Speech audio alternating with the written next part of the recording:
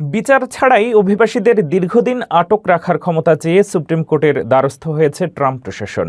এই সিদ্ধান্ত কার্যকর হলে লাখো অভিবাসীর ভবিষ্যতে কী প্রভাব পড়তে পারে, আদালতে কী যুক্তি দিয়েছে সরকার এবং কেন শুরু হয়েছে বিতর্ক, বিস্তারিত জানুন পুরো প্রতিবেদনে।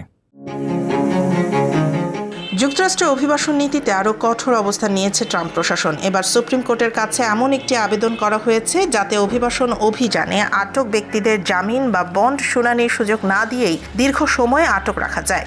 এমনকি যারা বহু বছর ধরে যুক্তরাষ্ট্রে বসবাস করছেন তারাও এই নীতির আওতায় পড়তে পারেন।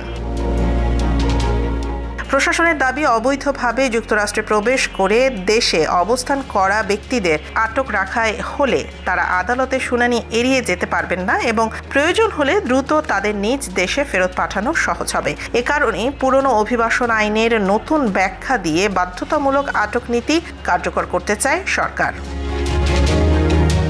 তবে এই নীতি নিয়ে তীব্র আইনি বিতর্ক শুরু হয়েছে। গত মে মাসে একটি ফেডারেল আপিল আদালত রায় দেয় প্রশাসন 1996 সালের অভিবাসন আইনের ভুল ব্যাখ্যা করেছে।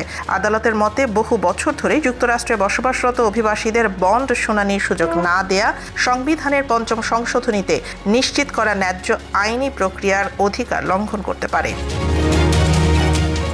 এর মধ্যেই ট্রাম্প প্রশাসন সুপ্রিম কোর্টে আপিল করেছে। সম্প্রতি অভিবাসন ইস্যুতে প্রশাসনের পক্ষে কয়েকটি গুরুত্বপূর্ণ রায় আসায় এবারও তারা ইতিবাচক সিদ্ধান্তের আশা করছে।